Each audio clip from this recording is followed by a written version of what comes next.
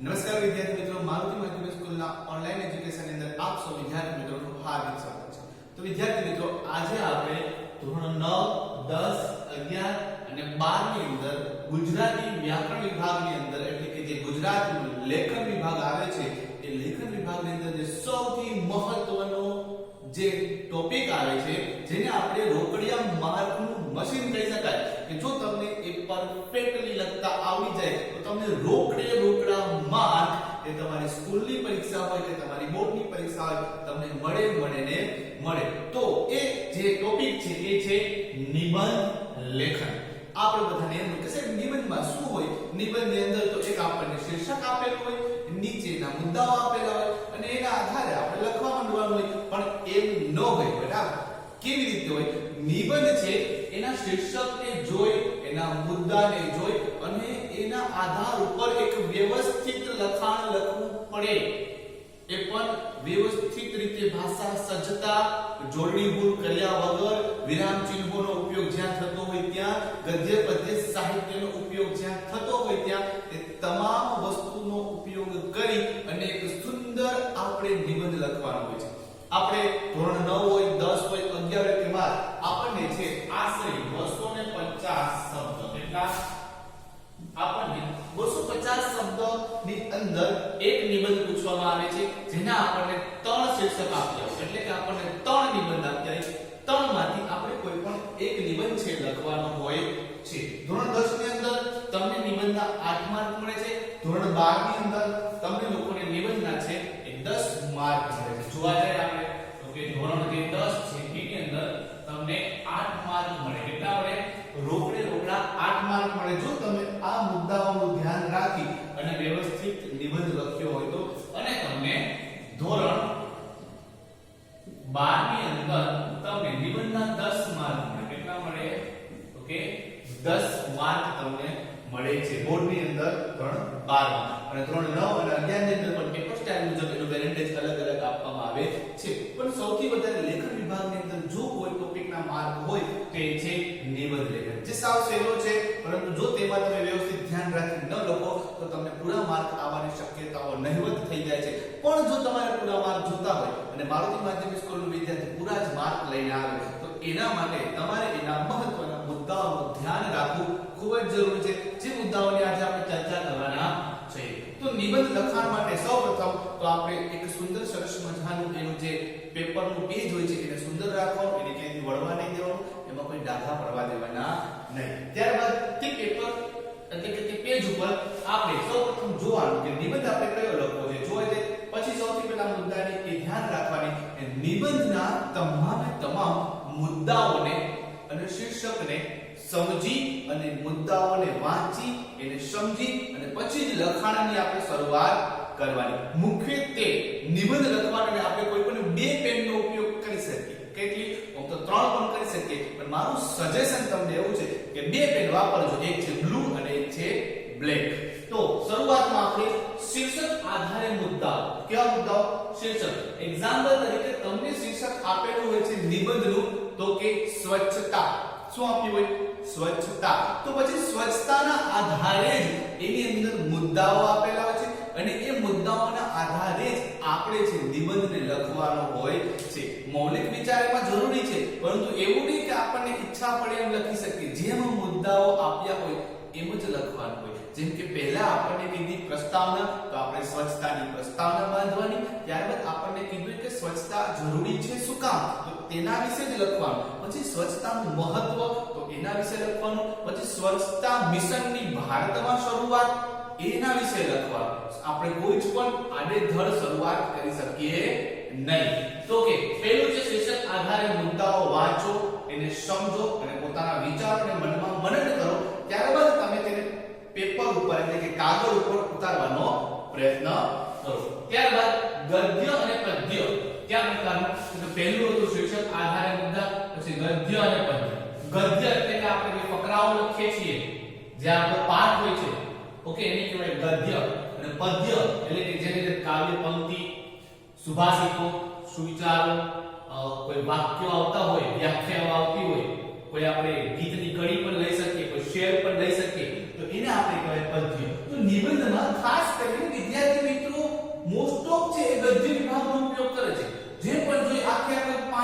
ફકરામાં એક નિબંધ લખી નાખે અને બસ અમને એમ કે પૂરા માર્ક આવી જશે, કદાચ તમને પૂરા માર્ક ન આવે જો તમે પદ્ય સ્વરૂપનો તે નિબંધમાં ઉપયોગ ન કર્યો. નિબંધનો નિયમ છે કે ગદ્ય અને પદ્ય સાહિત્યનો ઉપયોગ કરી ગદ્ય અને પદ્ય સાહિત્યના સંયોજક દ્વારા નિબંધ તમારે લખવાનો હોય છે. એટલો તમે ગદ્ય સ્વરૂપનો ઉપયોગ કરીને નિબંધ લખી શકો નહીં. તો તમારે ગદ્ય અને પદ્ય સાહિત્ય બંનેનો ઉપયોગ કરવાનો છે. ત્યારબાદ પ્રસ્તાવના અને મધ્યમાં. નિબંધની શરૂઆત હંમેશા પ્રસ્તાવનાથી કરવી. પ્રસ્તાવના એટલે માનો કે તમે શીર્ષક આપ્યું છે સ્વચ્છતા, તો સ્વચ્છતા વિશે તમારે આશરે 3 કે 4 મિનિટ એટલે 3 કે 4 લીટી છે પ્રસ્તાવના લખવાની. કે સ્વચ્છતા શું છે, સ્વચ્છતાનું મહત્વ શું છે, સ્વચ્છતા આપણા માટે જરૂરી કેટલી છે, એના વિશે થોડીક પ્રસ્તાવના બાંધી દે. પ્રસ્તાવનામાં વિદ્યાર્થીઓને તકલીફ થાય છે. પ્રસ્તાવના એટલે શું, તો કે પ્રારંભિક, જેને આપણે કહીએ જેમ કે આપણું ભણવાનું છે તો કે પ્રાથમિક, હાઈસ્કૂલ અને જે કહેવાય છે આપણે ઉચ્ચતર માધ્યમિક, તે છે પ્રાથમિક, માધ્યમિક અને ઉચ્ચતર માધ્યમિક. તો આ જે છે પ્રસ્તાવના એ પ્રાથમિક છે. પ્રાથમિક તમે શું જાણો છો એના વિશે એમાં તમારે પ્રસ્તાવનામાં લખવાનું. પછી આ છે મધ્ય ભાગ, તે બધા ફકરાઓનો ધીમે ધીમે એમાં ક્રમશઃ સમાવેશ કરતો જવાનો. ફકરાઓને યોગ્ય ન્યાય આપવાનો, સૌથી વધુ પણ નહીં અને ઓછું પણ નહીં. આપણને જે પ્રકારે ફકરા આપ્યા હોય એટલે જે પ્રકારે આપણને મુદ્દા આપ્યા હોય એ મુદ્દામાં આપણે એ પ્રમાણે યોગ્ય અને લીટીઓ આપવાની, એ પ્રમાણે ફકરો પાડવાનો. એમ નહીં કે એક ફકરામાં આપણે અડધું પેજ લખીને પણ બધા બીજા પછીના ફકરામાં 2-2, 5-5 લીટીઓ જ લખી. બધાને પરફેક્ટ થોડો ન્યાય આપવાનો, પણ સચોટ અને પરફેક્ટ જ લખવાનો. ત્યારબાદ આવે છે મધ્ય ભાગ. તો મધ્ય ભાગમાં આપણે આવી જાય છે એના મુદ્દાઓ બધા. પછી આવે છે પદ્ય સ્વરૂપમાં આપણે શું વાપરી શકીએ. મેં કીધું ને કે પદ્ય સ્વરૂપનો તમારો ઉપયોગ કરવાનો, પણ પછીનો પ્રશ્ન એવો છે કે સાહેબ પદ્ય સ્વરૂપમાં વાપરવું શું, તો કે કોઈ કાવ્યની પંક્તિ વાપરી શકો, કોઈ વિચાર વિસ્તાર વાપરી શકો, અથવા વિષયને લગતી કોઈ વ્યાખ્યા અથવા સ્લોગન પણ વાપરી શકો. જેમ કે મેં કીધું કે સ્વચ્છતા વિશે નિબંધ લખો તો તમે સ્વચ્છતાના નિબંધની શરૂઆત કરી શકો કે સ્વચ્છતા ત્યાં પ્રભુતા.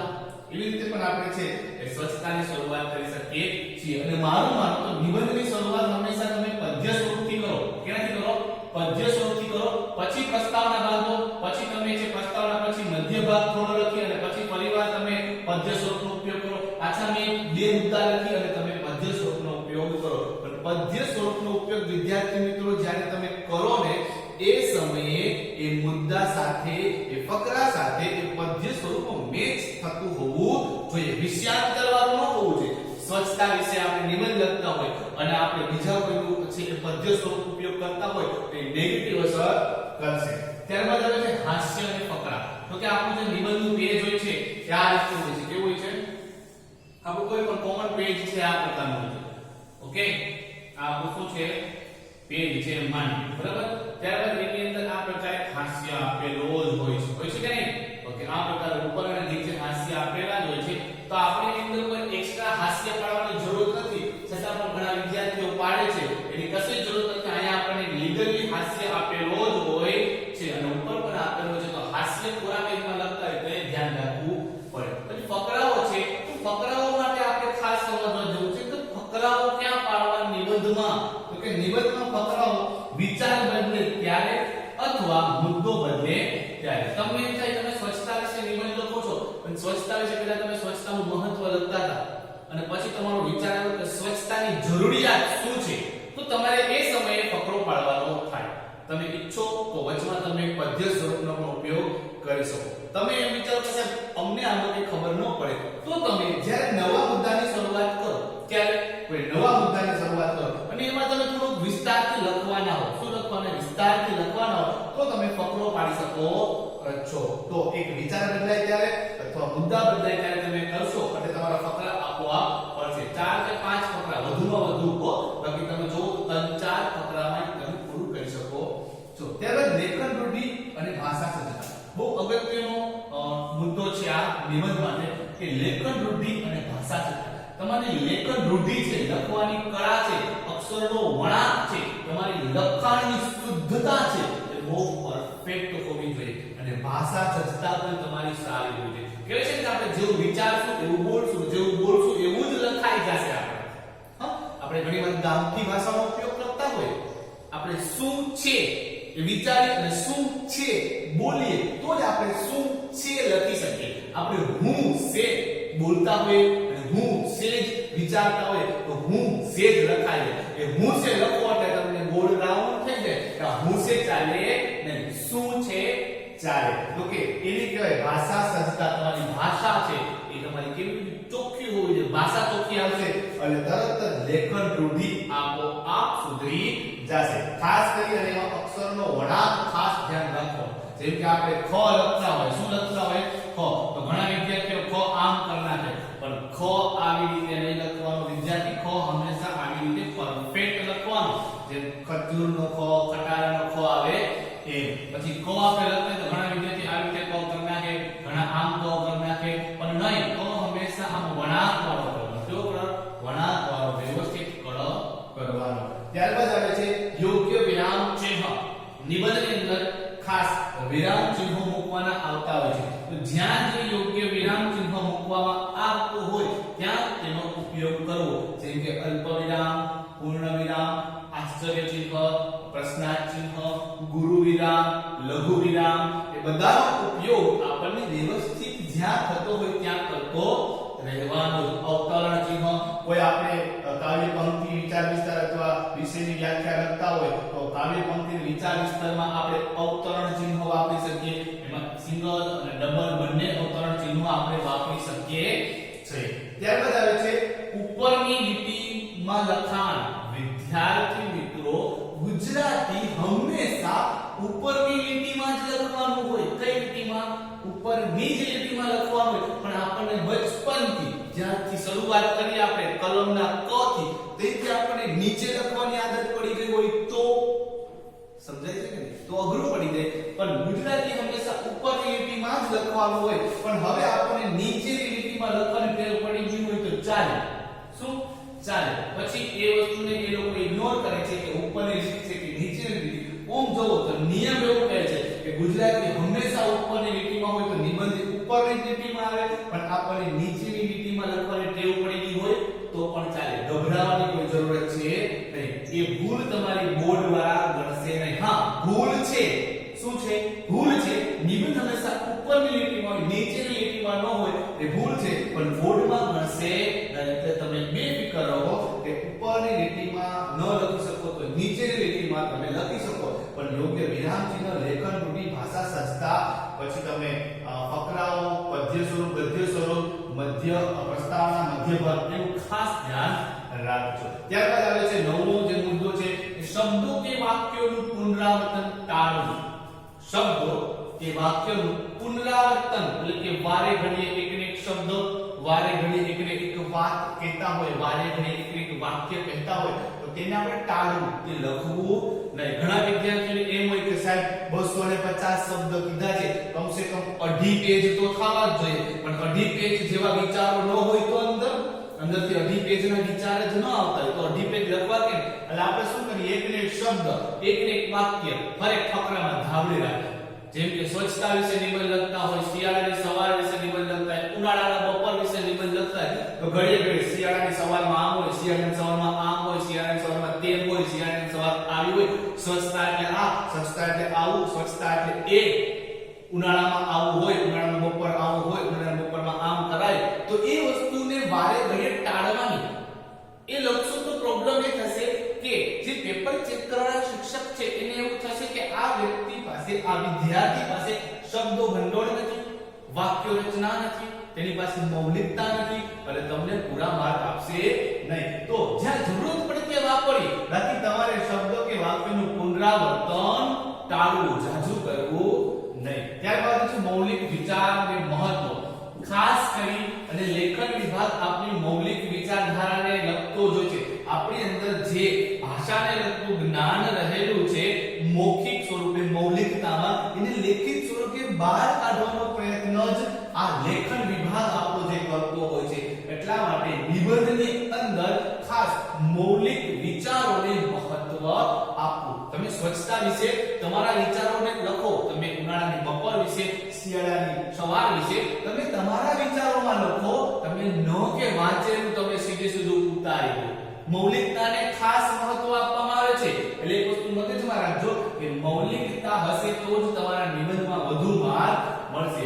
બધાનો મેચ ન થાય. મૌલિકતા જો હું સ્વચ્છતામાં નિબંધ લખું, તમે સ્વચ્છતામાં નિબંધ લખો, તમારો કોઈ મિત્ર સ્વચ્છતામાં નિબંધ લખે, કે તમારો કોઈ ભાઈ બહેન સ્વચ્છતામાં નિબંધ લખે, કે તમારા બીજા કોઈ શિક્ષક જે સ્વચ્છતા ઉપર નિબંધ લખે, તો મૌલિકતાથી લખેલો છે તો બધાનો અલગ અલગ પડશે. ત્યારબાદ છે ઉપસહાર. ખાસ મુદ્દો છે કે નિબંધ જ્યારે પૂરો લખાઈ જાય એટલે છેલ્લે તમારે ઉપસહાર લખવું, લખવો અને લખવો. હવે એમાં તમારે એમ નહીં કરવાનું, આમ ઘણા વિદ્યાર્થીઓ આમ કરે, આમ સ્ટાર કરી અને પછી ઉપસહાર એમ કરી અને પછી લખે ઉપસહાર. પ્રસ્તાવના એટલે આમ કરી અને લખે પ્રસ્તાવના. એવું નહીં લખવાનું વિદ્યાર્થી મિત્રો. ઉપસહાર એમાં નીચે આવી જાય, ફકરો પાડીને લખવાનું, પણ ઉપસહાર નહીં લખવાનું. ડાયરેક્ટ ફકરો પાડી અને લખી નાખવાનું. એમાં ઉપસહાર જેવું કશું લખવાનું હોતું નથી. પણ છેલ્લે ઉપસહારમાં કહેવાનું શું હોય કે નિબંધમાં તમે શું કહેવા માંગતા હતા, કે નિબંધમાં શું હતું. ઓકે, અને પ્રસ્તાવનામાં આ નિબંધમાં તમે શું કહેવા માંગો છો. ઓકે, તો કાળ ચેન્જ થઈ જાય એટલે તમને પ્રસ્તાવના અને ઉપસહાર ખબર પડી જશે. જ્યારે આખો નિબંધ વ્યવસ્થિત રીતે લખાઈ જાય પછી તમારે નિબંધનું એકવાર વાંચન કરી લેવું. શું કરી લેવું? વાંચન. આખો નિબંધ તમારે એકવાર વાંચી લેવો. નિબંધ વાંચી લેશો તો તમને ખબર પડી જશે ક્યાં કેવી ભૂલ છે, ક્યાં કોઈ સુધારવાની જરૂરત છે કે નહીં, અને કેવું લખાણ થયું છે એ બધું તમને ખબર પડી જશે. અને નિબંધ વાંચવું પણ કેવું છે, ખૂબ જ જરૂરી છે. ઘણા વિદ્યાર્થીઓ ભૂલ કરે છે કે નિબંધ લખાઈને પછી વાંચવું શું કામ જોઈએ, તો લખાઈ ગયું હવે શું, પણ એકવાર વાંચશો તો બીજી વાર ભૂલ કરશો નહીં. પછી હવે આવે છે ખાસ મુદ્દો કે સાહેબ ભૂલ થાય તો સમજાય. તમને બધાને સાહેબ નિબંધ લખવામાં ભૂલ થાય તો શું કરવું.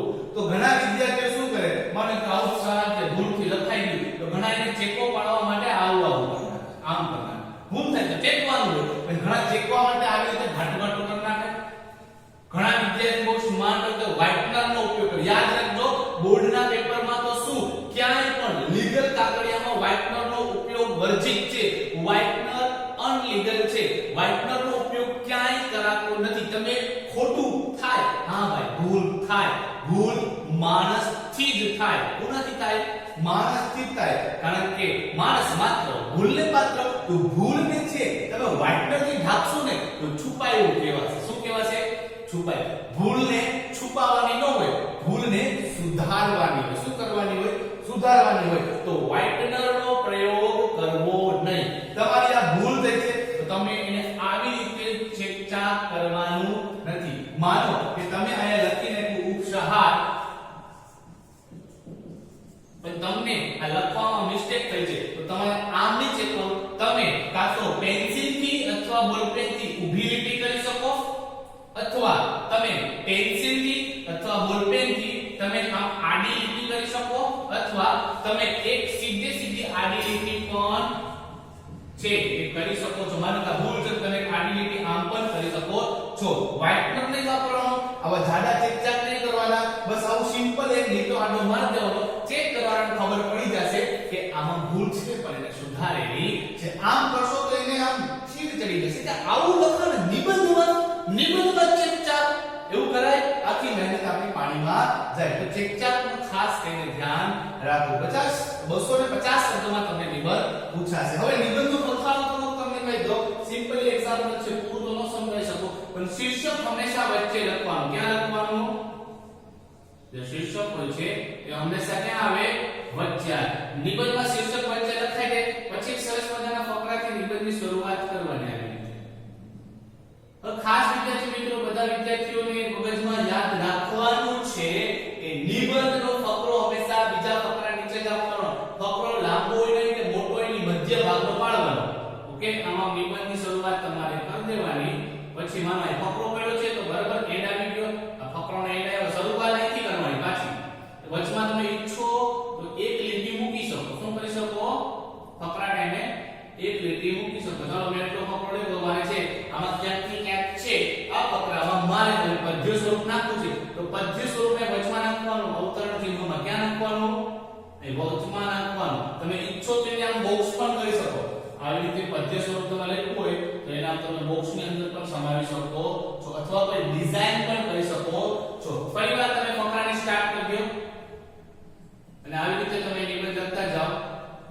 ખાસ કરીને ધ્યાન રાખવાનું છે નિબંધ લખવામાં આ લીટી અને આ લીટી સેમ આવી જોઈએ, ફકરાઓ બધા સેમ આવવા જોઈએ. પદ્ય સ્વરૂપ આવે તો બ્લેક પેન થી લખવાનું, કાં તો બોક્સ કરો, કાં તો તેને અવતરણ ચિહ્નમાં ડિઝાઇન આપો અને સરસ મજાનું તમારું નિબંધનું લખાણ થઈ જશે. તો વિદ્યાર્થી મિત્રો આ હતો ધોરણ 9, 10, 11 અને 12 માં મહત્વનો જેને કહી શકાય રોકડિયા માપનું મશીન જે પૂછાય છે નિબંધ, એને સાવ સહેલી રીતે આપણે કન્વર્ટ કરી નાખો. આટલું ધ્યાન રાખશો તો તમને પૂરેપૂરા માર્ક મળવાની શક્યતા નહીં, મળે ને મળે જ.